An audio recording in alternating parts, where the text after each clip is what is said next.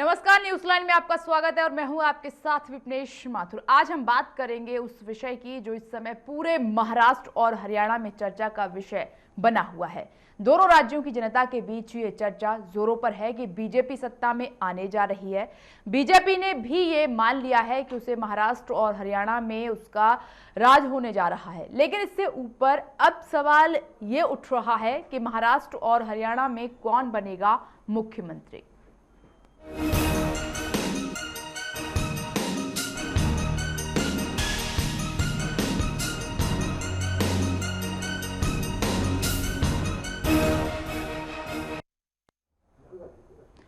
दोनों ही राज्यों में मुख्यमंत्री के नाम को लेकर बहुत ही ज्यादा गहमागहमी बनी हुई है और हम आपको बता दें कि अगर बीजेपी की सरकार आती है तो पार्टी के लिए दोनों ही मुख्यमंत्रियों के नामों पर मोहर लगाना आसान होने नहीं जा रहा है। वजह है कि एक पद है और दावेदार कई है। चलिए रिपोर्ट के जरिए आपको समझाने की कोशिश करते हैं। बीजेपी खेमे में जश्न का माहौल, रिजल्ट आना भी बाकी, पर मुख्यमंत्रियों की तलाश शुरू। कौन होगा महाराष्ट्र का मुख्यमंत्री? कौन संभालेगा हरियाणा में कमान?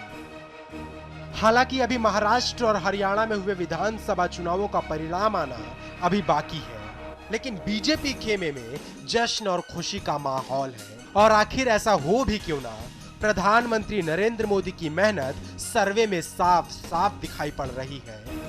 सबसे भरोसेमंद माने जाने वाले चाणक्य पोल ने हरियाणा और महाराष्ट्र दोनों ही राज्यों में भारतीय जनता पार्टी को पूर्ण बहुमत दिला दिया है।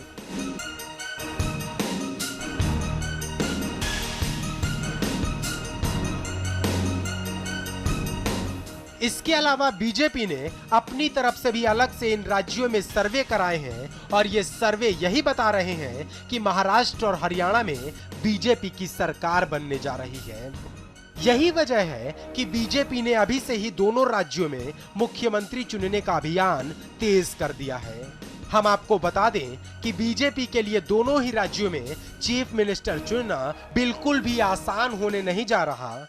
वजह यह है कि दोनों ही राज्यों में एक दो नहीं बल्कि कई नेता मुख्यमंत्री बनने की रेस में हैं। चलिए बारी बारी से आपका सभी दावेदारों से परिचय भी करा देते हैं। देवेंद्र फडणवीस, पंकजा मुंडा, एकनाथ खड़से, सुधीर मुनगंटीवार, विनोद तावड़े। कुल मिलाकर 5 लोग महाराष्ट्र के मुख्यमंत्री बनने की रेस में हैं। और हम आपको बता दें कि महाराष्ट्र जैसा ही कुछ हाल हरियाणा का भी है। चलिए अब आप उन नेताओं के बारे में भी जान लीजिए जो हरियाणा का मुख्यमंत्री बनने के दावेदार हैं। कैप्टन अभिमन्यु, राव इंद्रजीत सिंह, चौधरी बीरेंद्र सिंह, रामविलास शर्मा।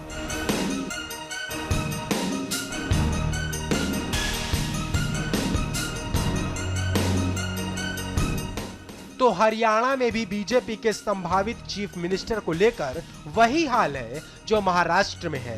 बीजेपी के आला नेताओं के बीच चिंतन मनन जारी है, तो दोनों राज्यों के करोड़ों वोटर्स के साथ साथ मीडिया की नजर भी इस पर लगी है कि हरियाणा और महाराष्ट्र में मुख्यमंत्री कौन होगा।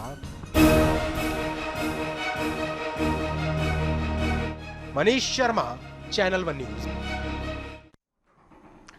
एक अनार कई बीमार, अब ऐसी हालत बीजेपी में बन रही है। क्यों बन रही है? क्योंकि वोटिंग हुई है विधानसभा चुनाव की और जो नतीजे सामने निकलकर आए हैं, जिस तरीके से आपको बता दें कि तमाम चैनल्स के जो सर्वे हुए हैं वहां पर बीजेपी उनमें लीड कर रही है और बीजेपी को लग रहा है कि महाराष्ट्र और हरियाणा में बीजेपी सरकार बनाने जा रही है। लेकिन देखना होगा 19 अक्टूबर को कि नतीजे क्या सामने निकल कर आ रहे हैं। लेकिन उससे पहले जो एक बहस छिड़ गई है और जिस तरीके से देखा जाए बीजेपी में महाराष्ट्र और हरियाणा में सीएम पद के दावेदार कई सामने निकलकर आ रहे हैं और माथापच्ची यहां पर चल रही है, बहस चल रही है। अभी तो नतीजे सामने भी निकलकर नहीं आए हैं और उससे पहले ही लिस्ट बननी शुरू हो गई है कि अपनी अपनी दावेदारी पेश कर रहे हैं। कौन बनेगा महाराष्ट्र और हरियाणा का सीएम, ये एक बड़ा सवाल है। चर्चा करने के लिए हमारे साथ राजनीतिक विश्लेषक सतबीर हुड्डा जी मौजूद हैं स्टूडियो में। आपका बहुत बहुत स्वागत है। सवाल यही है कि अभी तक रिजल्ट सामने निकल कर नहीं आया है और हम बीजेपी में देख रहे हैं, चाहे वो महाराष्ट्र हो या फिर हरियाणा हो, सीएम पद के लिए कई दावेदार सामने निकल कर आए हैं। क्या ये सही है रिजल्ट आने से पहले इस तरीके की दावेदारी ठोकना? देखिए विपनेश जी, ये एक राजनीतिक, जिसमें अगर आप राजनीतिक फील्ड में या राजनीतिक उसमें आ जाते हैं, दंगल में आ जाते हैं, तो वहाँ सबसे मुद्दा होता है नंबर 1 का जी। क्योंकि एक राजनीति में नंबर 1 की जो हमारी कम से कम जो नॉर्थ इंडिया की राजनीति है, साउथ में इतना ज़्यादा इंपॉर्टेंट नहीं है, वहाँ तो 1, 2 और 3 की भी मायने होते हैं, लेकिन नॉर्थ इंडिया में नंबर 1 की ही पोजीशन होती है। और जहाँ तक मैं हरियाणा की बात करूँ तो वहाँ नंबर 1 की गिनती है, महाराष्ट्र की बात करें वहाँ नंबर 1 की गिनती है। 2 मुख्यमंत्री थे चौहान साहब, उनकी गिनती थी। हरियाणा में भूपेंद्र सिंह हुड्डा थे, उनकी गिनती थी। सेकंड इन कमांड कोई नहीं था। अगर किसी को इलाके का विकास कराना है, ये एक थंब रूल बन गया, अगर आपको अपने क्षेत्र का विकास चाहिए तो आपको मुख्यमंत्री चुन कर देना पड़ेगा। ये एक थंब रूल सा बन गया है।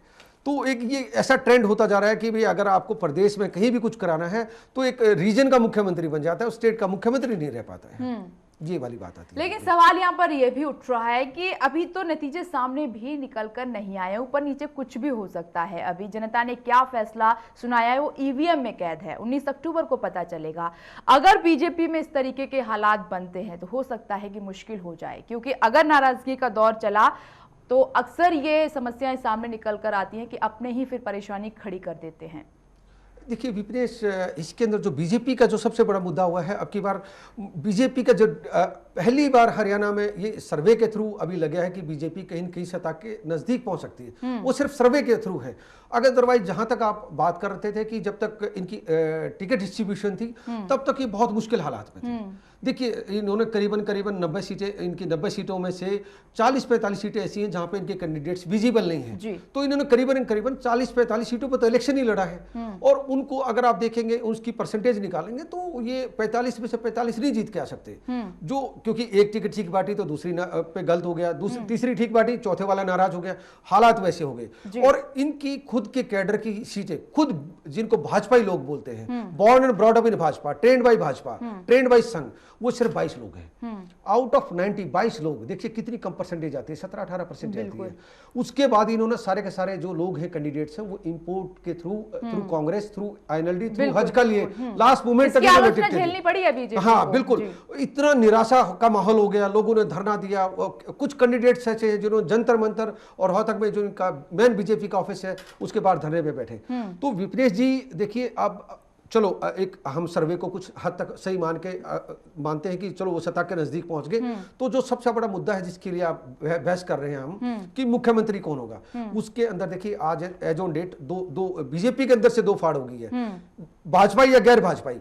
Means born and brought up in भाजपाई, भाजपा अनिल विज साहब, मनोहर लाल खट्टर जी, रामविलास शर्मा, जो बीजेपी के सूत्रधार हैं। अच्छी है, बुरी है, स्ट्रगल है, जो भी करा इन 3 लोगों ने किया। और इसमें 2 प्रमुख चेहरे और भी हैं, राव इंद्रजीत और चौधरी वीरेंद्र सिंह। नहीं, वही विपनेश जी, वही मैं बताने लगा, भाजपाई गैर भाजपाई। देखिए मैंने जिन लोगों का नाम लिया आपको, क्या कहते हैं, रामविलास शर्मा जी, अनिल विज और मनोहर लाल खट्टर जी, 3 लोग कट्टर भाजपाई और कट्टर संघी लोग हैं। उसके बाद वीरेंद्र सिंह जी, राव इंद्रजीत की बात करेंगे, ये तो इंपोर्टेड लीडर्स हैं। देखिए ये जुम्मा 6 महीने पहले आए, 1 साल भी नहीं हुआ इनको। मगर इन दोनों नेताओं का मन नहीं लग रहा था कांग्रेस में, और कहीं ना कहीं चलो बीजेपी की तरफ आए। बीजेपी ने फिर थोड़ी सी कोशिश कर ली कि चलिए आपका वहां इच्छा पूरी नहीं हो रही है तो कुछ तो कंडीशंस रही होंगी, कुछ तो शर्तें रही होंगी, क्योंकि दोनों ही जो नेता हैं बड़े नेता हैं और चौधरी वीरेंद्र सिंह कद्दावर नेता रहे हैं, तो उनकी भी कहीं ना कहीं इच्छा तो होगी सीएम बनने की। देखिए विपनेश जी, जो सच्चाई है हम थोड़ा सा उसको टच करने की कोशिश करते हैं। देखिए हर इच्छा तो, देखो वीरेंद्र सिंह जी की इच्छा वही थी कि मुझे मुख्यमंत्री प्रोजेक्ट किया जाएगा और मेरे ऊपर इलेक्शन लड़ा जाएगा। उनके साथ फिर आगे एक बार दोबारा से मेरे ख्याल से थोड़ा सा धोखा किया है बीजेपी ने, उनको फ्री हैंड भी नहीं दिया और वो उनको ऐसे फंसे, उनको फिर चौटाला साहब ने उनके इलाके में घेर लिया है और वो अपने क्षेत्र से नहीं निकल पाए। उन्होंने जो 3-4 टिकटें दिलाई है, उनका कोई कैंडिडेट, खुद उचाना में उनकी वाइफ बड़े टफ कंपटीशन में आ गई। उसके अलावा जो 2-3 कैंडिडेट्स दिलाए हैं, जैसे जुलाना में दिलाया उन्होंने, 1-2 जगह और दिलाए, वो मुश्किल हालात में है। तो इसको मजबूरी कहें या फिर कुछ और? यस, मजबूरी कहा जाएगा। और मगर इतने कद्दावर नेता हैं, इतना बड़ा चेहरा है वो राजनीति का, और इस तरीके से अगर ऐसे नेता मजबूरी के चलते इस तरीके कदम उठाएं तो ये भी शोभा नहीं देता है। विपणेश जी, मैं ये बात मानता हूँ, वो बड़े नेता थे कांग्रेस में। अब बीजेपी की बात करें, बीजेपी में एज ए न्यू कमर है, उनकी स्टार्टिंग जीरो से है। उन्होंने अपने आप को पहले तो भाजपा के कल्चर में लाना पड़ेगा, फिर वर्कर्स में जाना पड़ेगा, और भाजपा की जो टॉप की लीडरशिप है, जो उनका जो संघ कंट्रोल करता है, उन आदतों के साथ ढलना पड़ेगा। बड़े लीडर थे कांग्रेस में। कांग्रेस में जिस तरीके से उनको बेआबरू किया गया, वो सब लोगों को मालूम है कि अल्टरनेट सिर्फ उनके पास यहाँ पे सिर्फ भाजपा ही था, जहां पे उनको लगता था कि मुझे वेटेज मिलेगा और मुझे एक्सपोजर मिलेगा।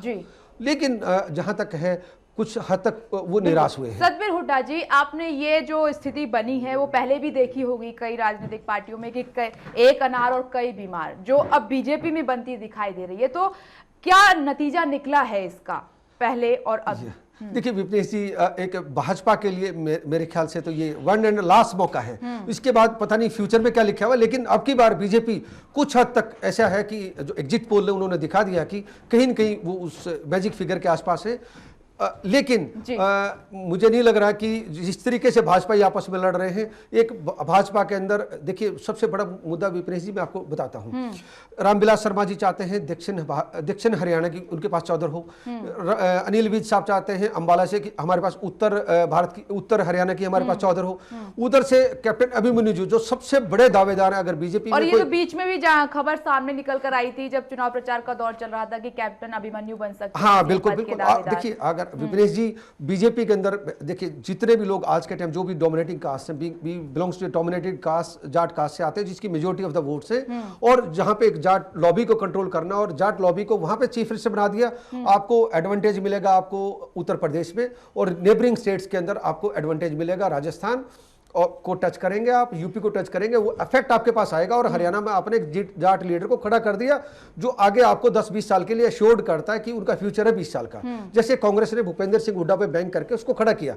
ऐसे ही बीजेपी कैप्टन अभिमन्यु के अंदर वो मटेरियल है। मगर ये कहा जाता है प्रधानमंत्री नरेंद्र मोदी के बारे में कि वो अब तक जो हुआ सो हुआ, वो एक नया कुछ करने की कोशिश कर रहे हैं। आपसे सवाल जवाब करेंगे, हमारे साथ वरिष्ठ पत्रकार सुदेश वर्मा जी भी इस चर्चा में जुड़ गए। आपका भी बहुत बहुत स्वागत है। सुदेश जी, चर्चा ये है कि जिस तरीके से नतीजे अभी सामने निकलकर भी नहीं आए हैं, महाराष्ट्र और हरियाणा में बीजेपी के नेताओं की लंबी लिस्ट तैयार है सीएम पद के लिए, तो क्या अभी से इस तरीके की तैयारियां शुरू हुई? तो वही हाल हो रहा है कि एक अनार और 100 बीमार।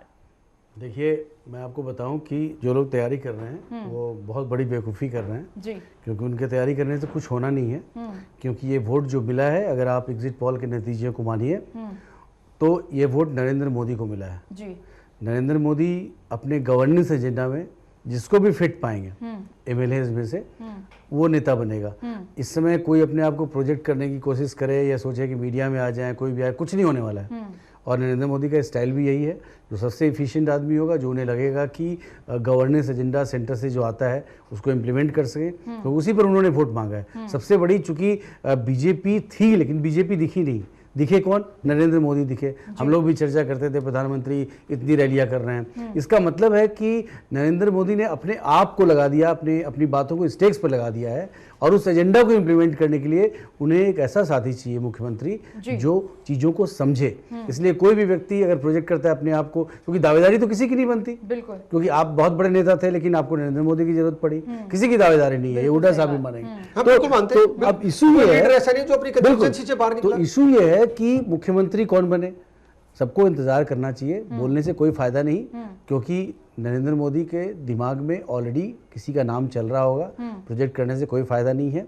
और नेचुरली सुदेश जी, कई बार आप बोल देते हैं ऑनलाइन और वो सच भी हो जाता है, क्या लग रहा है आला कमान की कौन पसंद बन सकता है दोनों राज्यों में? बहुत मुश्किल है बोलना। देखिए आप तो बड़ा क्लोजली फॉलो करते हैं बीजेपी को, आप सुनना चाहिए। नहीं, लेकिन मैं आपको एक बात बता दूं, ऐसे उन नेताओं में से नहीं होंगे जो मुझे लगता है जो अपने आप को दिग्गज समझते हैं और अपने आप को बड़े कद्दावर मानते हैं, क्योंकि बीजेपी को एक लीडरशिप इमर्ज कराने का, लीडरशिप, वोट तो इसे मिल जाएगा, सीटें मिल जाएगी, लेकिन लीडरशिप इमर्ज कराने का एक मौका मिला है। तो किसी ऐसे युवा को मौका देंगे जो बिल्कुल आइडियोलॉजी के साथ होगा, गवर्नेंस को समझेगा, और आगे भाजपा की 10-20 साल की राजनीति में वो एक बड़ा फिगर इमर्ज होगा। बीजेपी की सबसे बड़ी कमजोरी जो है वो जाट लीडरशिप इमर्ज नहीं हो पाया है। और बाकी भी क्योंकि पार्टी कभी सत्ता में बोले तो नहीं थी, कोई कोलिशन के साथ थी, चौटाला के साथ थी, तो और हमने ये भी देखा है कि प्रधानमंत्री नरेंद्र मोदी कभी जल्दबाजी नहीं करते हैं, वो देखते हैं कि क्या होगा क्या नहीं होगा, पहले हो जाए उसके बाद में डिसीजन। ऐसे में जानते हैं विघ्नेश जी, ऐसे सिचुएशन में ना बहुत लोग ओवर एक्सपोज हो जाते हैं क्योंकि उन्हें लगता है कुछ हो ही नहीं रहा है तो अपना ही नाम चलाना शुरू कर दो, और इस तरह से जब एक्सपोज हो जाएंगे तो आप ये मान के चलिए। लेकिन जो भी नेता होगा, मैं आपको इतना दावे के साथ कह सकता हूँ, इतना मैं नरेंद्र मोदी जी को समझा हूँ, जो भी नेता होगा वो एक्सेप्टेबल होगा और वो गवर्नेंस एजेंडा को इम्प्लीमेंट कर पाएगा। सुदेश जी देखिए, मैं एक लाइन ऐड करता हूँ, जिसका भी नाम फाइनल होगा सुदेश जी, वो मेरे ख्याल से आप भी सहमत होंगे, वो चैलेंज करने वाला कोई सवाल ही नहीं है। क्योंकि जो अगर ये मुख्यमंत्री का अगर कोई सपना देखा गया बीजेपी का, तो वो सिर्फ नरेंद्र मोदी जी के नाम से है, अदरवाइज सेकेंड इन लाइन का वो नहीं है। जहां तक हम बात करते हैं विपनेश जी, कम से कम 8 उम्मीदवार हैं, जो उम्मीदवार, मैं दावेदार की बात नहीं कर रहा हूँ, 8 उम्मीदवार हैं बीजेपी के लिए। कैप्टन अभिमन्यु जी जो फर्स्ट नंबर पे चल रहे हैं, उसके बाद है मनोहर लाल खट्टर जी जो करनाल से बने हुए हैं, उसके बाद ओम प्रकाश धनखड़ जी जो किसान मोर्चा के अध्यक्ष हैं, जो अपने आप में एक जाट लीडर भी है। राव इंद्रजीत जी जो अहिरवाल से आते हैं और जिसके फादर भी एक्स-सीएम रहे हैं, और वो एक बड़े कदावर नेता है वहां के। एक किशनपाल गुर्जर साहब हैं जो उत्तरी हरियाणा से आते, सॉरी क्या कहते हैं, पश्चिमी हरियाणा से आते हैं, और वो सेंटर के अंदर वजीर है। उसके बाद अगर आप बात करते हैं तो एक जाट जो कदावर नेता जिसको कांग्रेस से लाया गया था, जो वीरेंद्र सिंह जी, ये करीबन 7 से 8 लोग हो गए जो उम्मीदवार हैं। अब चौधरी वीरेंद्र जी जब थे कांग्रेस में, तब भी हरियाणा की सरकार में 2 फाट चल रही थी। एक तरफ चौधरी वीरेंद्र सिंह खेमा कहा जा रहा था और दूसरी तरफ यहाँ पर हुड्डा का खेमा कहा जा रहा है, तब भी नहीं बन रही थी उनकी आपस में। बिल्कुल आप सही करें, इससे बिल्कुल सहमत है। देखिए अगर क्या कहते हैं, भूपेंद्र सिंह हुड्डा ने हमेशा चौधरी वीरेंद्र सिंह को बड़ा भाई मान के अपनी राजनीति की, लेकिन जब अपना एक क्या कहते हैं फ्यूचर की बात आती है तो फिर अपने से छोटे और बड़े को कोई नहीं देखता, अपना हक देखा जाता है और अपनी सेल्फिशनेस देखी जाती है। विपनेश जी, एक जो हरियाणा में आज नई बात चली है, देखिए मैं कोई चैनल्स पे, मैं 2 चैनल से आ रहा हूँ, वहाँ पे एक A to Z चैनल पे, चैनल के ऊपर डिबेट में ये आया कि भाई जो बीजेपी से लोग थे उन्होंने कहा कि भाई ये जिस तरह का झगड़ा बढ़ रहा है कि चौधरी वीरेंद्र सिंह जी या किशनपाल गुर्जर जी या राव इंद्रजीत जी जेब में पॉकेट में लिए घूम रहे हैं, अगर हमारे को सीएम उम्मीदवार नहीं बना गया तो हम रिजाइन दे देंगे। तो इस तरह का अगर कोई हालात क्रिएट होते हैं, वाकई में अगर होते हैं तो ये पार्टी के लिए मुश्किल हो जाएगा काफी, अगर कद्दावर नेता इस तरीके से उसके लिए उन्होंने एक ब्रह्मास्त्र बताते हैं कि मोदी साहब के माइंड में आ चुका है कि सुषमा जी को कुछ समय के लिए, 1-2 साल के लिए, कुछ टेम्परेरी फेज के लिए हो सकता है हरियाणा सौंप दे और फिर सेकंड इन लाइन लीडरशिप को लाके उसको ट्रेन करके या उसको मिच्योर करके हैंड ओवर कर सकते हैं। ये एक लास्ट मोमेंट की स्ट्रेटजी सुनी गई है। चलिए सतबीर जी आ रहे हैं आपके पास, हमारे साथ 2 और खास मेहमान जुड़ गए। बीजेपी के नेता चंद्रशेखर राय जी हमारे साथ मौजूद है, साथ ही वरिष्ठ पत्रकार सुरजीत दासगुप्ता जी हमारे साथ जुड़ गए। आप दोनों का बहुत बहुत स्वागत है इस खास चर्चा में। थोड़ा लेट से जुड़े हैं लेकिन सवाल जवाब चल रहे। चंद्रशेखर जी, सवाल यही है कि अभी रिजल्ट नहीं आया है और जो तमाम सर्वे निकल कर आए उसमें आप लीड कर रहे हैं, अच्छी बात है, लेकिन महाराष्ट्र और हरियाणा में सीएम पद के लिए एक लंबी लिस्ट तैयार हो रही है। कौन पसंद आ रहा है, कौन बनने जा रहा है इनमें से सीएम? विपनेश जी, अभी बहुत जल्दबाजी होगी ये कहना कि फला आदमी सीएम बन रहा है। मुझे लगता है कि 1-2 दिन का जो इंतजार है उसको देख लेना चाहिए, रिजल्ट एक बार ठीक से आ जाए।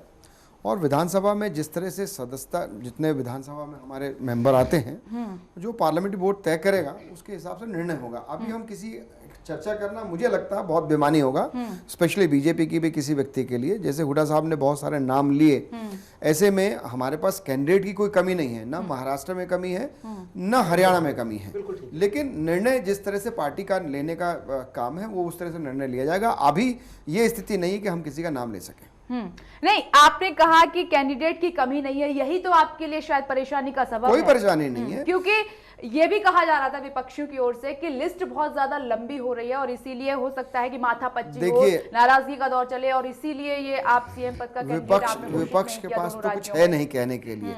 जब चुनाव लड़ रहे थे तो उन्होंने कहा कि इनके पास कैंडिडेट नहीं है, सामने निकल कर आ गई, लिस्ट बन रही है, अपनी अपनी दावेदारी मैं क्या कह रहा हूँ, किसकी खबर है ये? क्या बीजेपी ने आपको लिस्ट दी है? ऐसा कुछ नहीं, ने तो पहले ही वोट ऐसा नहीं। विपनेश जी, मैं अपनी बात खत्म कर लूं। जब चुनाव शुरू हुए तो विपक्ष का ये कहना था कि साहब इनके पास तो कैंडिडेट ही नहीं है। आप भी मीडिया के माध्यम से कह रहे थे कि साहब कैंडिडेट नहीं है। आज ओपिनियन पोल या आप कहिए कि जिस तरह से सर्वे आ रहे हैं उस पे जिस तरह से अब आ रहा है कि बीजेपी बनाने जा रही है, तो अब विपक्ष कहने लगा इनके पास बहुत ज्यादा लोग हो गए। तो विपक्ष क्या कह रहा है, मीडिया क्या कह रही है, इससे बीजेपी को कोई लेना देना नहीं है। जो हलचल आपकी पार्टी में बिल्कुल नहीं, मीडिया कह रहा है, बिल्कुल नहीं है, बिल्कुल गलत अफवाहें हैं। पार्टी बिल्कुल आराम से स्थिर से बैठी हुई है, रिजल्ट का वेट कर रही है, रिजल्ट आएगी। आई होप कि आपने पंकजा मुंडे की स्टेटमेंट सुनी, हमने सबकी सुनी है, हर व्यक्ति का। देखिए मेरा ये कहना है, जो लोग राजनीति में है उन्होंने क्या कहा है क्या नहीं कहा, लेकिन पार्टी का अपना एक निर्णय है। पार्टी से ऊपर कोई व्यक्ति नहीं है, सबकी अपनी आकांक्षाएं हैं, अपनी अभिलाषाएं हैं, लेकिन पार्टी में भारतीय जनता पार्टी की तरफ से कोई भी ऐसा व्यक्ति नहीं है जो पार्टी में रिजल्ट आने से पहले ये निर्णय दे दे कि मुझे मुख्यमंत्री बनना है। ये जो दावेदारी पेश कर रहे हैं कि पार्टी से बाहर किसी ने दावेदारी नहीं पेश करी है, ये बिल्कुल गलत बात है। मैं एक लाइन ऐड करता हूं। देखिए चंद्रशेखर जी, कोई संभावित नाम, देखिए आप बैठे एक नेशनल चैनल पे बैठे, कोई संभावित सा आपके दिमाग में कोई नाम आ रहा हो हरियाणा महाराष्ट्र? देखिए मैं आपको फिर बता रहा हूं हुड्डा साहब, आपका अपना ओपिनियन पूछ रहे हैं। नहीं, कोई ओपिनियन नहीं है। पार्टी में किसी भी व्यक्ति विशेष का कोई ओपिनियन नहीं होता। मैं तो बहुत छोटा कार्य करता हूं पार्टी में। हमारा पार्लियामेंट्री बड़े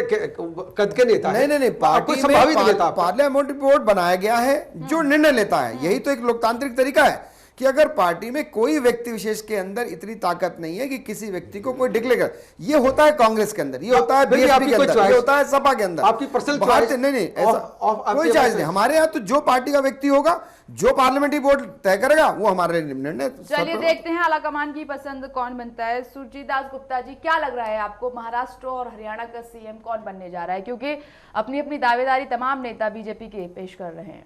विपनेश जी, मुझे ऐसा लगता है कि जब भी कोई चुनाव होता है और तब से जब तक रिजल्ट नहीं आ जाता, कौन बनेगा मुख्यमंत्री, ये एक जर्नलिस्टिक सवाल है, ये पब्लिक इंटरेस्ट का सवाल नहीं है। खासकर ऐसे मौकों पर जबकि जिस पार्टी की बात हो रही है वो अपना सीएम कैंडिडेट घोषित न कर चुका हो। इसमें अगर कई दावेदार सामने आ भी रहे हैं तो इसमें चिंता का विषय नहीं है। ये पब्लिक इंटरेस्ट तब होगा जब, अगर आपको याद होगा कि 2004 में जब भाजपा लोकसभा चुनाव हाल ही में हारी थी, उस वक्त पार्टी की जो हालत थी कि एक सदस्य दूसरे सदस्य के खिलाफ बयानबाजी कर रहा है पब्लिक में या फिर मीडिया में स्टोरी प्लांट कर रहा है। जब ऐसी स्थिति हो जाती है तब जनता के लिए भी ये सोचने वाली विषय होती है, सोचने वाला विषय होता है कि ऐसी पार्टी क्या सरकार चला पाएगी। जब ऐसी स्थिति नहीं है, और जैसा कि चंद्रशेखर जी कह रहे हैं कि हर पहलू का जो है वो संज्ञान में रखते हुए एक निर्णय लिया जाएगा, तो मेरे ख्याल से हमें इंतजार करना चाहिए। और अगर इसमें बहुत सारे कैंडिडेट हैं तो ये काफी अच्छी बात है। मगर ये बात भी बिल्कुल सच है कि जब इच्छाएं पूरी नहीं होती हैं तो धक्का लगता है, और वो धक्का जो नाराजगी है वो किसी न किसी रूप में निकलती है। अगर वैसा होता है तब हमें उसकी चर्चा करनी चाहिए। अभी फिलहाल से ऐसा हुआ नहीं है। जाहिर सी बात है, जो दावेदारी पेश कर रहे नेता, अगर इनमें से नहीं बनता है तो कहीं ना कहीं तो ये अपनी नाराजगी को निकालेंगे किसी न किसी रूप में। तो मेरे ख्याल से जैसा मैं सुन रहा हूँ, जैसे सर्वे रिपोर्ट्स आ रहे हैं और उसमें से INLD को दूसरे नंबर पे बताया जा रहा है, और अगर दूसरे नंबर पे बताया जा रहा है उसका विश्लेषण ये आ रहा है कि शायद कहीं ना कहीं लोगों में ये बात फैली थी कि भाजपा शायद जाट समुदाय की अवहेलना कर रहा है, और इस वजह से कुछ लोग जो असुरक्षित महसूस करने लगे जो जाट समुदाय के, वो INLD की तरफ चले गए। लेकिन ये भी कोई बहुत जोर की हवा नहीं थी, इस वजह से भाजपा फिर भी नंबर 1 के पोजीशन पे बनी रही। सर्वे रिपोर्ट्स कम से कम, ये एग्जिट पोल्स यही बताते हैं। तो इस वजह से मुझे ऐसा लगता है कि आखिर में भाजपा की सेंट्रल लीडरशिप जो निर्णय लेगी वो हर तरह से जातीय समीकरण को ध्यान में रखते हुए समाज का हर तबका सामने आए और कोई भी जो है अवहेलित न महसूस करे, उपेक्षित न महसूस करे, ऐसा किसी कैंडिडेट को। और अगर किसी एक समुदाय से कैंडिडेट बनता है तो दूसरे समुदाय को खुश रखने के लिए कोई ना कोई एक लॉलीपॉप थमाया जाएगा। जी सुदेश वर्मा जी, यहाँ पर जो महाराष्ट्र के राज्य के लीडर हैं उनकी तो लिस्ट बन ही रही है, साथ में हम देख रहे हैं नेशनल जो लेवल के लीडर हैं उनमें नितिन गडकरी का नाम सामने निकल कर आ रहा है कि वो बन सकते हैं, और जो पीएम की पसंद बताए जा रहे हैं वो है प्रकाश जावड़ेकर कि उन पर हो सकता है कि प्रधानमंत्री नरेंद्र मोदी कुछ निर्णय ले ले, क्योंकि ये कहा जाता है कि जो पीएम चाहते हैं वही होता है। नहीं, कहा नहीं जाता, वही होगा। और प्रकाश जावड़ेकर जो है बहुत कॉम्पिटेंट आदमी हैं, इन्होंने अपने एडमिनिस्ट्रेटिव एबिलिटीज़ को प्रूव भी किया है। लेकिन मैं आपको एक रिपोर्ट पर याद दिलाऊं, ये हालांकि सोर्स बेस्ड रिपोर्ट था जिसमें कहा गया था कि अमित शाह ने कहा है, जो बीजेपी अध्यक्ष हैं, कि कोई भी व्यक्ति जो यूनियन में मिनिस्टर है वो स्टेट में नहीं भेजा जाएगा। जी। इसका अगर इस प्रिंसिपल को आप मान लें, क्योंकि ये प्रिंसिपल को नहीं मानेंगे तो फिर तो बहुत बड़ा बवाल खड़ा हो जाएगा, क्योंकि किसको भेजा जाए, एक को भेजेंगे दूसरा नाराज होगा। हर आदमी कैपेबल है, हर आदमी सोचता है मुख्यमंत्री बन जाए, बहुत बड़ा पोस्ट है मुख्यमंत्री बनना, लेकिन किसी का दावा नहीं बनता, किसी का क्लेम नहीं बनता। क्यों नहीं बनता? क्योंकि उन्होंने नहीं जीता है। वहाँ ना कोई हुड्डा था, ना कोई पृथ्वीराज चौहान था, वहाँ सिर्फ मोदी थे। या मोदी, जब मोदी जिताए हैं आपको, तो मोदी ही निर्णय करेंगे। भले ही पार्लियामेंट्री बोर्ड का एक होगा चादर जिसमें निर्णय होगा, और मोदी वही निर्णय करेंगे। क्योंकि देखिए मैंडेट फिर मैं बता रहा हूँ कि मोदी को मिला है। क्यों? क्योंकि मोदी जी ने जाके क्या बोला था कि एक मौका दो गवर्नेंस का। हरियाणा जाके बोलते हैं कि एक नया मॉडल ऑफ गवर्नेंस बनाऊंगा डेवलपमेंट करने का हरियाणा को। महाराष्ट्र में जाते हैं तो सारा एजेंडा ही धरा का धरा रह गया, सिर्फ मोदी गवर्नेंस एजेंडा। तो अगर ऐसे में जब वोट मिलता है ना, और बहुत हायर परसेंटेज ऑफ वोट मिला है, इसका मतलब है कि लोग जो हैं किसी को जिताने के लिए आए हैं वोट देने, या हराने के लिए तो बाद में आएंगे। हराने के लिए इतना भीड़ सा नहीं लगता। आपने देखा लोकसभा में कितना बड़ा, उससे भी ज्यादा हरियाणा में 76%। वहां जाइए आप महाराष्ट्र में, लोकसभा से भी ज्यादा आपको परसेंटेज ऑफ वोट है। तो ये किसी को लाने के लिए पॉजिटिव एजेंडा वोट मिला है। तो नरेंद्र मोदी जिस पर भी हाथ रखेंगे वो मुख्यमंत्री होगा। लेकिन इतना जरूर है कि नरेंद्र मोदी कैपेबल व्यक्ति पर हाथ रखेंगे, कौन होता जो है, मैच्योर्ड होगा, जो एक्सपीरियंस्ड होगा, और जिसमें ये एक काबिलियत होगी कि गवर्नेंस एजेंडा को डिलीवर कर सके नरेंद्र मोदी के बताए हुए रास्ते पर। क्योंकि नरेंद्र मोदी ने बोला है कि मैं बनाऊंगा एक डेवलपमेंट मॉडल हरियाणा का। जाहिर सी बात है कि सीएम बनने के लिए क्वालिटीज तो होनी चाहिए नेता के अंदर। ठीक है सतबीर जी, आपसे सवाल पूछेंगे, ब्रेक का वक्त हो गया है, क्योंकि सवाल यहाँ पर और भी बरकरार है कि जिस तरीके से अभी नतीजे भी सामने निकल कर नहीं आए हैं और यहाँ पर सीएम पद के लिए होड़ मच गई है कि हम बनेंगे हम बनेंगे। कौन बनेगा आला कमान की पसंद, वो तो रिजल्ट के बाद ही पता चलेगा। फिलहाल यार रुक रहे हैं छोट से ब्रेक के लिए, फौरन लौटते हैं।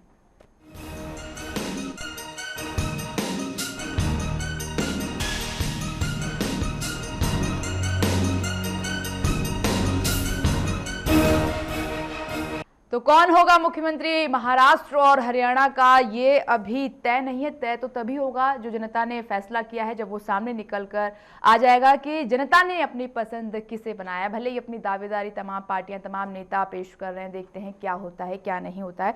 सुखबीर जी, आपको क्या लग रहा है कि जब ऐसे हालात बन जाते हैं पार्टी के भीतर, तो जब रूठने मनाने का सिलसिला शुरू हो जाता है तो कहीं ना कहीं दिक्कतें तो खड़ी हो जाती हैं और फिर वहां पर एकदम से समाधान निकलना भी मुश्किल हो जाता है।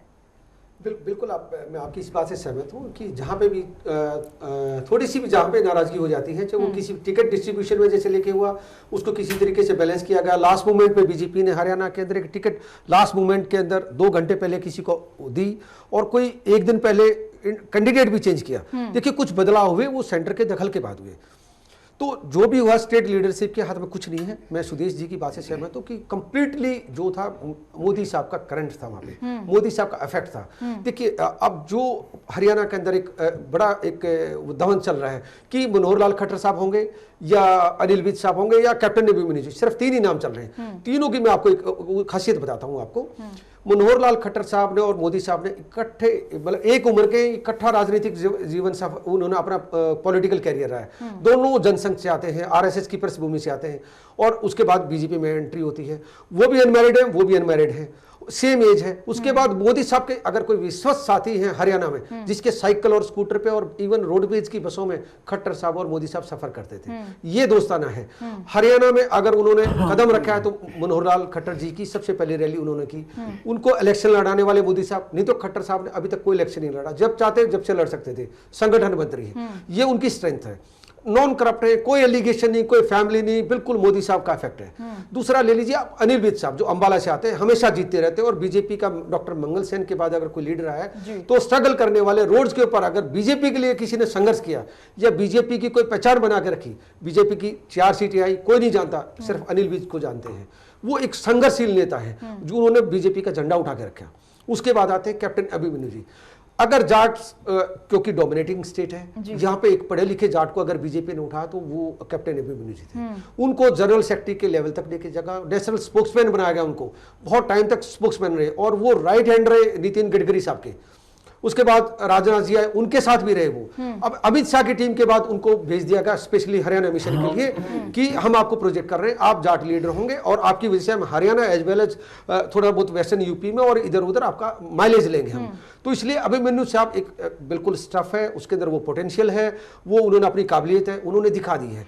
तो देखिए डिसाइड यहीं से होना है, बाकी रामविलास शर्मा जी भी अपना सोच के बैठे हैं। तो ओवरऑल इसके अंदर समअप इस तरीके से सवाल यहाँ पर ये उठ रहा है कि क्या प्रधानमंत्री नरेंद्र मोदी किसी को समझाएंगे, मनाएंगे जब ये सारे नाम सामने निकल कर आएंगे, या फिर वो अपना फैसला सुनाएंगे? आपको आना है, रहना है तो रहिए, जाना है तो जाइए, क्योंकि वो इस तरीके का अब तक जो है रिस्क लेते आए हैं प्रधानमंत्री नरेंद्र मोदी। देखिए मोदी साहब का कद ना, ये क्या कहते हैं, हम हिंदुस्तान के उस लीडरों के बराबर नहीं करते। अब मोदी साहब की कंपैरिजन वर्ल्ड वाइड एक इंटरनेशनल लेवल पे उनका कद बढ़ गया है। मोदी साहब का आदेश नहीं होगा, मोदी साहब का सुझाव होगा कि भाई चलिए, जैसे हमारे पैनलिस्ट साथी बैठे चंद्रशेखर जी, अगर कल को इनको भी जाके अगर उनको गद्दी दी जाती है तो मोदी साहब कुछ देख के ही करेंगे। मोदी साहब को कोई चैलेंज करने वाला नहीं है, क्योंकि वो लाने वाले सरकार मोदी साहब है। उनका कद इतना बड़ा हो गया, उनके सामने किसी के नहीं, हर कोई सर झुका रहा है। वो एक इवन आडवाणी साहब ने, देखिए जब आडवाणी साहब ने उनको इतना बड़ा थैंक्स करा था जब वो उनको नेता चुना गया था कि आज मोदी साहब की वजह से हमारे को ये दिन देखने को मिला है। अदरवाइज वो बीजेपी को अगर मोदी साहब को माइनस कर दे, बीजेपी में क्या बचता है? बिल्कुल। चंद्रशेखर जी, क्या लग रहा है कि यहाँ पर सवाल इसलिए खड़ा हो रहा है कि आपके कई साथी हैं जो आपसे दूर चले गए, आपका साथ छोड़ दिया, वहां पर भी बीजेपी ने खास कोई कोशिश नहीं की उनको मनाने की, या फिर जिस तरीके से आपको बहुमत मिला उसका नशा आप पर चढ़ा हुआ है। तो यहाँ पर जो लिस्ट तैयार है, क्या यहाँ पर भी ऐसा ही देखने को मिलेगा? विपनेश जी, मैंने पहले भी कहा कि ये बहुत जल्दबाजी वाली बात है, हम लोग इस पे चर्चा जरूर कर रहे हैं। अभी रिजल्ट 2 दिन में आ जाएगा, संभावना रिजल्ट की हम बात कर रहे हैं, रिजल्ट आएगा तभी डिस्कशन होगा, लेकिन अभी जो हालात मैं आपको पूरी बात बता रहा हूँ। भारतीय जनता पार्टी एक कैडर बेस्ड पार्टी है और यहाँ का एक एक व्यक्ति बहुत ज्यादा अनुशासित रहता है। मैं आपको जानकारी दे रहा हूँ, मोदी जी के आने के बाद बहुत सी चीजों में बदलाव आया है।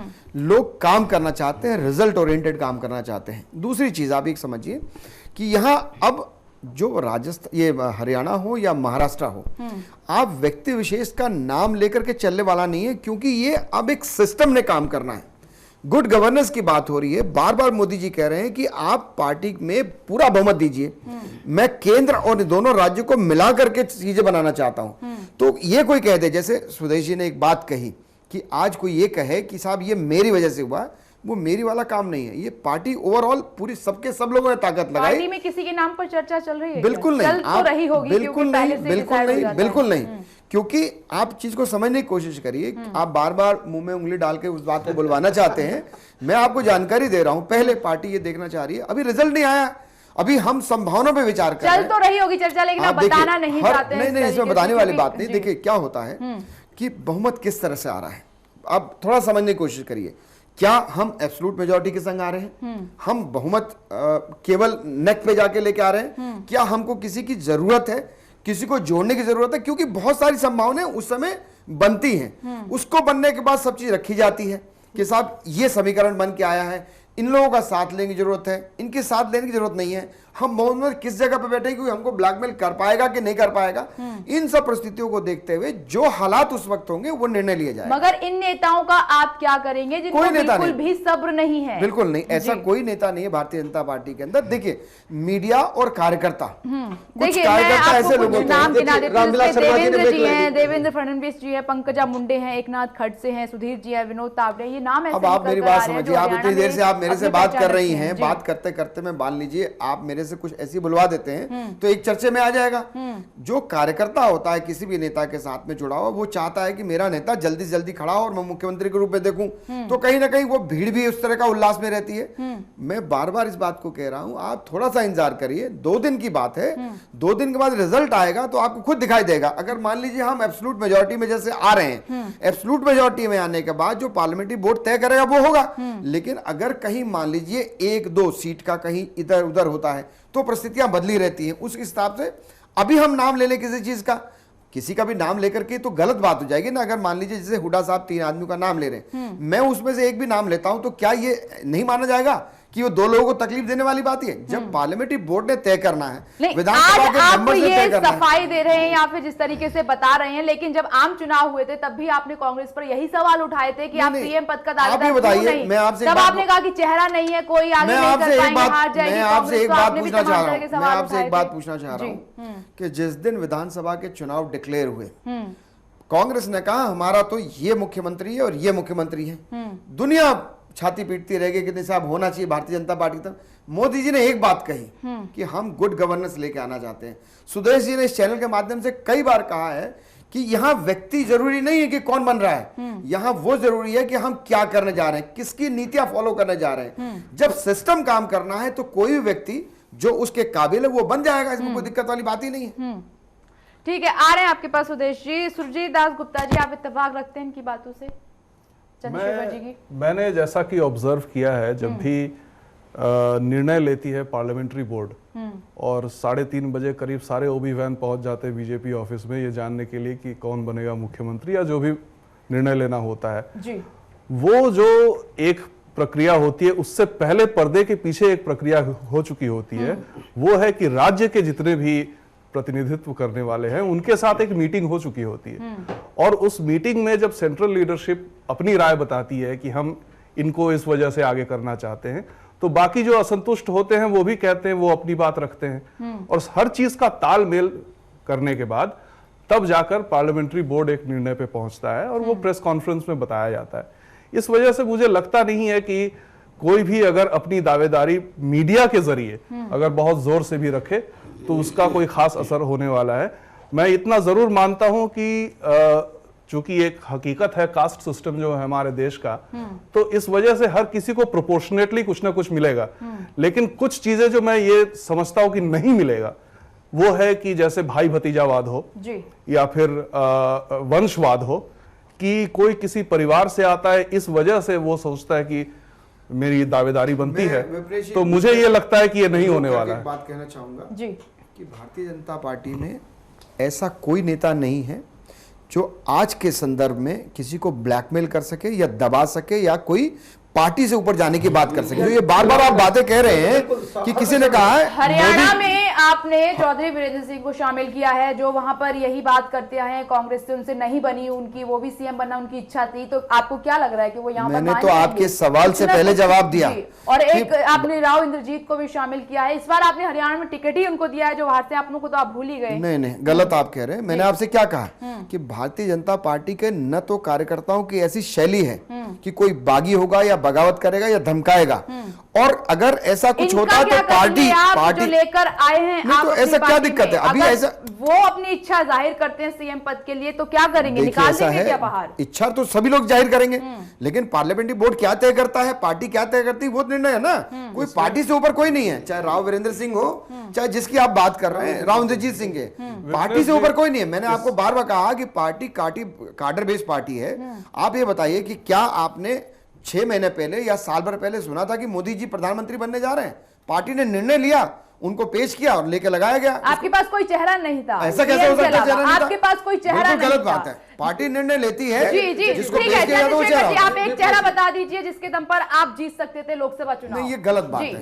नहीं, ये गलत आप बात है। एक नाम, एक चेहरा जो आपके पास पीएम के अलावा था। नहीं, ये गलत विषय को लेके जा रहे हैं। नहीं, आपने कहा भाई आप मुझे ये बताइए कि हमारे यहाँ मुख्यमंत्री जो जिसको कहा जाए गुड गवर्नेंस के नाम पे मोदी जी ने काम किया, 3 बार सरकार बनाई, जो बेस्ट है उसको लेके आया गया। तारीख में भी आप मान लीजिए पीएम के अलावा आपके पास कोई नाम नहीं है, ऐसा कोई चेहरा नहीं है जिसके दम पर आप चुनाव जीत ले। आपने विधानसभा चुनाव देखा, उसमें आप किसी को आगे नहीं कर सके। नहीं, गलत, ऐसा आपको लग रहा है। आप इंतजार कर रहे थे अमेरिका दौरे के बाद पीएम आए और नहीं, आप अपने आप ही सवाल कर रही हैं, अपने आप जवाब देती तो इसका कोई हल नहीं है। इसका कोई हल नहीं है। अरे भाई आप कहती है भारतीय जनता पार्टी में कोई नेता ही नहीं है, ये कैसी बातें कर रही है? देखिए विपिन जी, मुझे लगता है कि चंद्रशेखर जी को बधाई देनी चाहिए कि एटलीस्ट इनके पास एक चेहरा तो है जो इनको जीत दिलाता है। हम कहाँ मना कर रहे हैं इस बात के लिए?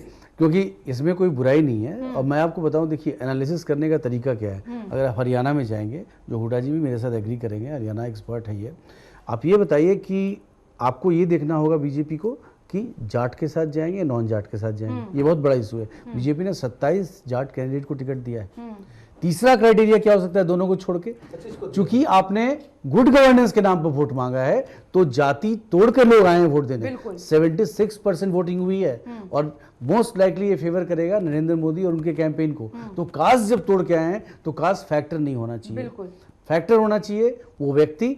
इन्होंने बहुत अच्छा नाम बताया, खट्टर साहब भी हो सकते हैं, कैप्टन अभिमन्यु भी हो सकते हैं, लेकिन मुझे नहीं लगता कांग्रेस से आए हुए कोई भी क्लेमेंट बनेंगे, क्योंकि बीजेपी एक ऐसी पार्टी है जो अपने लोगों को प्रमोट करेगी, उन पर ज़्यादा ट्रस्ट करेगी, ये आप मान के चलिए। वहीं आप महाराष्ट्र में जाइए तो वहाँ तो इन्होंने 5 लीडर को पोस्टर में भी रखा था, लेकिन किसी को प्रोजेक्ट नहीं किया था। पंकजा मुंडे भी उसमें थी, देवेंद्र जी भी थे, नितिन गडकरी भी थे, सभी लोग थे, 5 लोग थे, एकनाथ खड़से भी थे, लेकिन प्रोजेक्ट किसी को नहीं किया। लेकिन जरूरी नहीं है कि इस 5 से ही आए, क्योंकि कोई ऐसा डार्क हॉर्स निकल सकता है जिसके बारे में हम सोच ही नहीं पा रहे। मीडिया सिर्फ उसी के बारे में सोचती है जिसका चेहरा पोस्टर में दिखता है, लेकिन हो सकता है बहुत अच्छा चेहरा कहीं छुपा हुआ। जैसे मैंने सवाल पूछा नाराजगी को लेकर, अगर ऐसा नहीं होता है तो जाहिर सी बात है कद्दावर नेता है, बड़ा चेहरा है चौधरी बीरेंद्र सिंह राजनीति का, अगर वो नाराजगी जाहिर करते हैं तो फिर कैसे मनाएंगे? नाराजगी तो तब ना जब आपको लगे कि आपका हक है।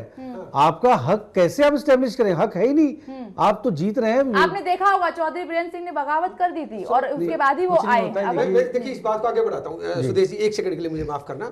देखिए विपिनेश जी, इसके अंदर अगर आप वीरेंद्र सिंह जी या रावेंद्र जी और जो धर्मवीर जी और रमेश कौशिक जी, जो अरविंद शर्मा जी, ये 6 जो बड़े कद के नेता, जयप्रकाश जी, ये 7-8 लोग जो कांग्रेस से बड़े नेता छोड़ के आए हैं, उनका मकसद पावर में आना या मुख्यमंत्री पद नहीं था।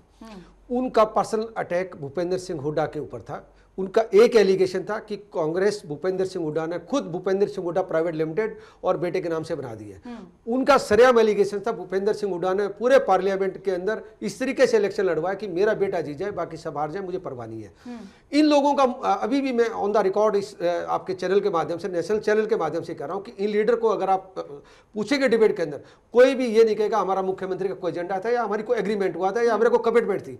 ये भूपेंद्र सिंह हुड्डा को मंत्री आपने पद से हटाने के लिए सब लोग इकट्ठे बीजेपी में आए हैं। उनको लगा कि मोदी साहब के साथ जोड़ेंगे तो हुड्डा साहब को जल्दी गिरा जा सकता है, क्योंकि हुड्डा साहब ने अपनी कांग्रेस के अंदर राजनीतिक पकड़ ऊपर ठीक कर रखी थी।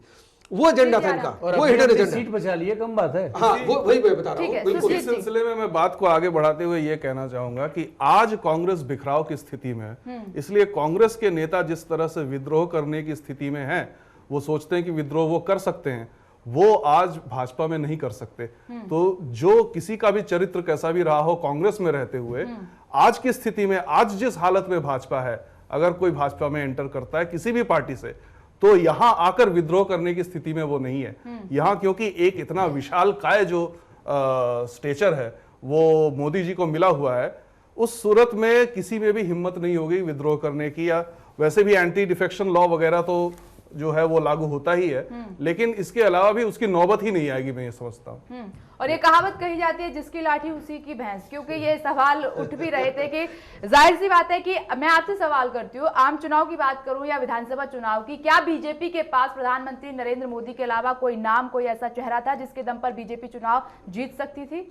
राज्य के चुनाव का जहां तक सवाल है वो नाम नहीं था, और मेरे ख्याल से कि मोदी जी का जो मॉडल ऑफ गवर्नेंस है उसमें शायद कोई नाम फिट भी नहीं बैठता जब तक कि वो पहले से ही मुख्यमंत्री न रहे हों, जैसा कि मध्य प्रदेश और छत्तीसगढ़ में जैसी स्थिति है। वैसी स्थिति न तो हरियाणा में थी और न ही महाराष्ट्र में थी, बल्कि आधे स्टेट में तो भाजपा लड़ती ही नहीं थी। अब उसका जो भाजपा का जो भी पार्टनर होता था वो लड़ता था, वहां शिवसेना, यहाँ पे पहले INLD। तो ऐसे में अचानक जो है पार्टी का विस्तार होना, बल्कि पार्टी के प्रभाव का विस्तार होना, क्योंकि ये कहा जाता है कि आधे राज्य में तो संगठन नाम की कोई चीज ही नहीं थी, कुछ जूनियर लेवल के कार्यकर्ता रहे होंगे, तो वहां पर सबसे प्रमुख भूमिका जो निभाई वो मोदी जी की छवि ने निभाई। और उन्होंने जो एक सपना दिखाया कल के भारत का, और उस कल के भारत में हरियाणा की क्या भूमिका होगी और महाराष्ट्र की क्या भूमिका होगी, उसमें कितने नौजवानों को रोजगार मिलेगा, तो जो भी मुख्यमंत्री बनता है उसे उसी रोड मैप के तहत काम करना पड़ेगा। इस वजह से मुख्यमंत्री का स्टेचर अगर बहुत बड़ा हो जाए और ये सवाल में तो कहीं ना कहीं क्लैश हो सकता मैं है, जवाब देना चाहूंगा। कहीं ना कहीं क्लैश हो सकता मैं तो है। ऐड एक करूं। लाइन ऐड करता हूं मैं, छोटा एक सा। लाइन ऐड विपनेश करता जी। हूं। पूरे हरियाणा के अंदर एक- अगर इलेक्शंस के अंदर जो मैंने ट्रेवल किया, ठीक है। मोदी साहब का कद इतना बड़ा हो गया कि हरियाणा के लोगों ने, जिन्होंने नहीं देखा, वो लोग जी। पैदल चल के 4-4 किलोमीटर लोग पैदल चल के ये पूरे दिन का, देखो फसल का टाइम चल रहा था, लोगों ने अपनी फसल छोड़ के, अपना काम छोड़ के मोदी साहब को देखने और सुनने आए। हरियाणा में सिर्फ 2 ही लोगों का क्रेज था, ओम प्रकाश चौटाला जी जो 1.5 साल बाद जेल से आए थे, उनको देखने और सुनना चाह रहे थे लोग, और उसके बाद या मोदी साहब को, एक मोदी जी को सिर्फ टीवी पे लोगों ने देखा था। हरियाणा अब की बार 11 रैली होने से हरियाणा के लोगों ने नजदीक से मोदी साहब को देखा है, और यही एक मोदी साहब का करिश्मा अब की बार काम करके सुदेश जी, एक लाइन में मुझे चंद्रशेखर जी जवाब देना है। इनके बात को जोड़ता हूं। जो आपने प्रधानमंत्री के बारे में पूछा, लोकसभा के बारे में, मैं आपको एक बात बताऊं कि नरेंद्र मोदी कुछ नहीं होते अगर आरएसएस का समर्थन नहीं मिलता, और इसको नरेंद्र मोदी ने माना है कि हमें एक ऐसे संस्था की जरूरत थी। उन्होंने बोला कि उसके बिना हम काम नहीं कर सकते थे। आरएसएस में ट्रेनिंग हुई और बीजेपी में पले भरे, उसके बाद ही व्यक्ति बड़ा होता है। तो वो व्यक्ति खुद भी दे रहा है क्रेडिट, लेकिन ये बात सही है कि उस ट्रेनिंग की वजूद, यानी आप ये कहने की कोशिश कर रहे हैं कि आरएसएस की लेकिन सहमति आज- थी, इसीलिए प्रधानमंत्री बिल्कुल, लेकिन नरेंद्र आज- मोदी ने आज- अगर मैं आपको- आरएसएस नहीं चाहता तो शायद प्रधानमंत्री नरेंद्र मोदी की मेहनत नजर नहीं आती। विपनेश जी, मुझे लगता है कि मैं आपको इस बात का सही जवाब दे पा रहा हूँ। ठीक है जी। अगर आप थोड़ा सा और पहले जाएं, अगर जिस समय हमारे यहाँ नितिन गडकरी जी या राजनाथ जी जब अध्यक्ष थे, तो आपने जब इलेक्शन डिक्लेयर हुआ था, आपको ध्यान में होगा कि हमारे यहाँ एक प्रचार समिति बनाई गई थी, जी। और उस प्रचार समिति के अध्यक्ष बनाए गए थे श्री मोदी जी। आप जानते हैं क्या कारण था? कारण था कि गुड गवर्नेंस के नाम पर जिस तरह से मोदी जी ने तीसरी बार सरकार लेके आए, और दूसरी चीज जिस तरह से पूरे देश में एक डिमांड हुई मोदी जी की, उसको पार्टी ने, संगठन ने ये पहचाना और अपना नेता बनाया। वो प्रचार समिति का उनको अध्यक्ष बनाया गया, बाद में उनको प्रधानमंत्री का दावेदार बनाया गया। आपको ये ध्यान में आता है कि चीज? और जिस दिन ये प्रचार समिति का अध्यक्ष बनाया गया, इसका मतलब ये हुआ कि पार्टी ने ये निर्णय ले लिया कि ये हमारे नंबर 1 के लीडर हैं, जिनके फेस को दिखा करके हमको इस राजनीति में आगे चलना है, जिनके गुड गवर्नेंस को दिखा के आगे चलना है। जब निर्णय ये हो गया कि पार्टी में नंबर 1 ये रहेंगे, तो नंबर 2, नंबर 3, नंबर 4 इसकी चर्चा करने की बात ही नहीं होती। तो ये इस बात का कोई सवाल का कोई मतलब नहीं रहता कि आपके पास दूसरा आदमी था या नहीं था। ये पार्टी का निर्णय था, सब लोगों ने मिलकर के लिया था, और ये निर्णय पर यह काम चला है। इसमें कोई दूसरा सवाल काम है? चंद्रशेखर जी, आपको याद होगा सोनिया गांधी ने प्रधानमंत्री नरेंद्र मोदी को मौत का सौदागर बोला था। उसी के बाद आपको ध्यान में होगा कि हलचल तेज हुई, आरएसएस ने डिसीजन लिया और उनको नेशनल लेवल पर वो लेके आए। तब तक उस बयान के बाद उससे पहले कोई हलचल नहीं थी इतनी बड़ी। नहीं, मौत का सौदागर उन्होंने बहुत पहले बोला था। जी। 2007 में उसके बाद आरएसएस का दिमाग जो आप ठीक बोल रही है, विपनेश जी ठीक बोल रही है, लेकिन मौत देखिए, का सौदागर 2007 में विपनेश जी, गुजरात के कैंपेन में बोला गया था, और सोनिया गांधी के सर्टिफिकेट का कोई इंपॉर्टेंस नहीं है। सुनिए और मेरे- विपनेश मैं जी, आपको उस बयान ने लेकिन बहुत कुछ हलचल मचाई। मेरी बात सुनिए। उसी बयान को, अगर वो बयान ही मोदी साहब को एक प्लेटफॉर्म देने वाला है। देखिए, मोदी साहब के डिफेंड के अंदर बहुत सारे बीजेपी के लीडर और संघ उसको क्या कहते हैं, डिफेंस करने में आए थे, और मोदी साहब को एक बड़ा प्लेटफॉर्म, सुदेश जी भी इस बात से सहमत होंगे, वो एक बहुत बड़ा प्लेटफॉर्म मिला था कि मोदी साहब को एक नेशनल लेवल पर राजनीति पे कम्पीट करने का। जी सुदेश जी, आप कुछ कह देखिए, रहे थे। मेरा मानना यह है कि आपने मोदी जी को समझने की कोशिश करिए कि बीजेपी ने और आरएसएस ने भी जब बनाया, तो ये जनता की तरफ से आवाज आई थी।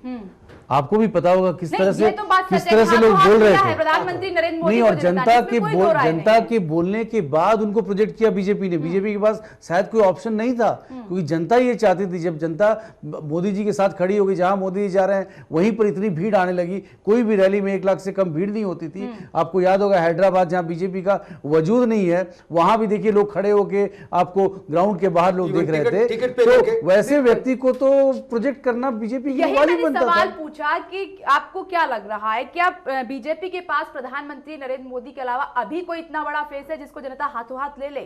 ये देखिए, इस पर आप गलत सवाल कर रहे हैं। सवाल गलत कहाँ है? गलत जाहिर सी बात है। अगर आप जानना चाह रहे हैं, ठीक है आपको सुदेश जी, बताओ, एक कोई सवाल। भी ऐसा फेस नहीं है नरेंद्र मोदी से बड़ा इस देश में आज के दिन। ठीक है देखिए, सुदेश जी, एक आपने लाइन मेरे में- सवाल को घुमा दिया। नहीं, मैं जवाब बता रहा आपने हूँ, जवाब मैं आपको आंसर दे रहा उस तरीके हूँ, से मैं नहीं आंसर दिया दे रहा जो मैं लेना हूँ। चाहती हूँ। विपनेश जी, मैं आंसर दे सुदेश रहा जी, एक हूँ। सवाल का आज के जवाब दिन दीजिए। नरेंद्र मोदी से बड़ा इस देश में कोई फेस नहीं है। बीजेपी की बात तो छोड़िए। हाँ, ठीक है। उसके साथ में एक लाइन और ऐड कर दूं। विपनेश जी, आज के टाइम ये कहा जाने लगा कि Narendra Modi not a normal human being, he is a super human being. ये उनके लिए एक इस तरीके से एक कहावत चल पड़ी है, भाई नरेंद्र मोदी नॉर्मल आदमी नहीं है, ये कुछ उनसे हटके है। देखिए इतना बड़ा कद हो गया उनका। सुरजीत जी, मैं आपसे जवाब ले, सुदेश जी ने तो किसी और ही अंदाज में दे दिया जवाब। और इसमें कुछ फैक्टर्स ऐड करना चाहता हूं। मैंने जो अध्ययन किया है भाजपा के जो समर्थक हैं और कांग्रेस के जो समर्थक हैं, उनमें एक फंडामेंटल डिफरेंस है। मैंने ये देखा है कि जब जो कांग्रेस के कट्टर समर्थक होते हैं, जब कांग्रेस कुछ गलतियां करती है तो वो उसे डिफेंड करने की कोशिश करते हैं। भाजपा के जो समर्थक होते हैं वो लॉयल नहीं होते। एक अगर आप कोर कॉन्स्टिट्यूएंसी को छोड़ दे, आरएसएस को छोड़ दे और भाजपा के कार्यकर्ता को छोड़ दे, आम आदमी से जो लोग समर्थन करते हैं वो जैसे ही भाजपा कोई भी गलती करती है, मान लीजिए मंच पे डीपी यादव आ गया, वो हल्ला मचाने लगते हैं डीपी यादव कैसे आ गया। बिल्कुल। जबकि अगर वही स्थिति अगर कांग्रेस के मंच पे कोई भी आ जाता है तो कांग्रेस का समर्थक आवाज नहीं उठाता। तो चूंकि आरएसएस की बात हुई है, मैं ये कहना चाहता हूं कि भाजपा का जो कैंपेन है वो 3 धुरियों पे निर्भरशील है। जो आप कह रहे हैं वो अभी शशि थरूर के मामले में ऐसा है कि दिग्विजय सिंह ने अपनी स्टेटमेंट पॉजिटिव दी है उनके लिए, भले इतना बड़ा एक्शन ले लिया गया हो। जी, बिल्कुल। उसमें होता क्या है कि आरएसएस जो है और संघीय मानसिकता के जो हैं वो भाजपा की कोर कॉन्स्टिट्यूएंसी है। ये लोग हमेशा प्रचार में शामिल रहते हैं, लेकिन वो प्रचार में शामिल 2009 में भी थे, 2004 में भी थे, तो भाजपा हार क्यों गई?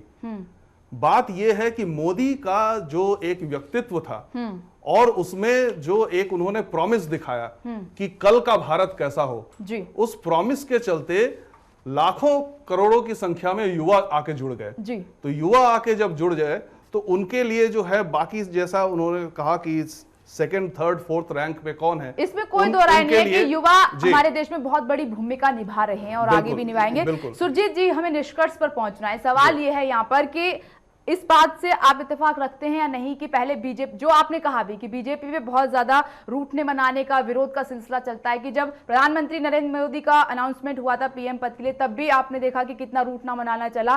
तो अब यहाँ पर यह है कि क्या ये बीजेपी के नेताओं की मजबूरी है प्रधानमंत्री को चुपचाप से सुन लेना, कोई विरोध नहीं करना? क्या सीएम के लिए हम वही देखेंगे कि जिस पर उंगली रख दी प्रधानमंत्री ने वही हो जाए? क्योंकि विरोध करने के लिए कुछ ताकत तो होनी चाहिए किसी और। मुझे लगता है कि जब तक हमारे देश में एक ऐसी स्थिति नहीं आ जाती, जैसा कि आप कांग्रेस के केस में देखते हैं कि मां दुर्गा की प्रतिमा बनाई जाती है, उस पे सोनिया गांधी का चेहरा लगा दिया जाता है। अगर कभी ऐसी स्थिति आए कि जो है भोलेनाथ की तस्वीर बने और उसमें मोदी जी का चेहरा लगा दिया जाए, या फिर विष्णु भगवान का चेहरा बनाकर वहां पर मोदी जी को लगा दिया जाए, वो निंदनीय होगा। जब तक हम साइकोफेंसी के उस स्टेज पे नहीं पहुंच जाते हैं, मुझे लगता है कि ये जो एक व्यक्तिवाद के आधार पे जो गवर्नेंस हो रहा है, क्योंकि इसे हमें मान लेना चाहिए। आप किसी भी पार्टी को देख लीजिए, आप किसी भी पार्टी को देख लीजिए, कम्युनिस्ट पार्टी को अगर आप देखें, 2-3 स्टेट में सिमट के रह गई थी और उसके बाद आज वहां भी उनका वजूद नहीं है। क्यों? क्योंकि उनके पास कोई व्यक्तित्व नहीं है। ऐसा व्यक्तित्व नहीं, ये भारत की एक बहुत बड़ी सच्चाई है।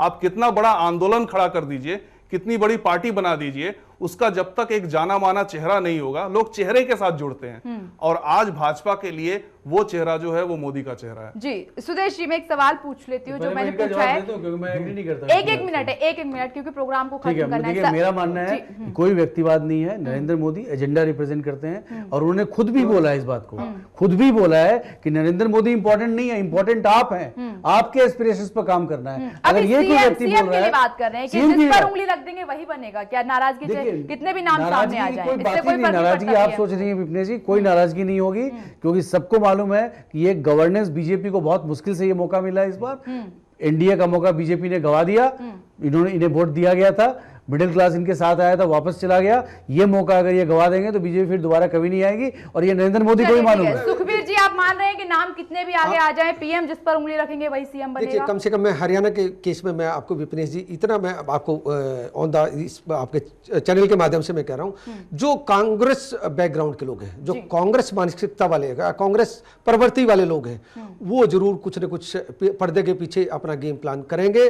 और वो क्योंकि बीजेपी में टिकट डिस्ट्रीब्यूशन के टाइम बगावत हुई है, और छोटी बगावत नहीं है, बड़ी बगावत हुई है, तो उसके वो माइंड में मोदी साहब के या सेंट्रल पार्लियामेंट्री की बॉडी की उनकी माइंड में होगा, तो उसको अवॉइड करने की कोशिश करेंगे। लेकिन क्योंकि कांग्रेस के जो लोग हैं वो बीजेपी में इतने आगे हैं कि वो संभालना मेरे हिसाब से एक बार तो कुछ ना कुछ झटका लगेगा। ठीक है, आखिरी कमेंट चंद्रशेखर जी आपका, क्या लग रहा है कि जो पीएम चाहेंगे वही होगा, चाहे कितने भी नाम आ जाए आगे? देखिए, एक पहली बात समझ लीजिए कि पीएम ऐसा नहीं चाहेंगे। आप बार बार कहेंगे पीएम चाहेंगे, पीएम क्यों चाहेंगे?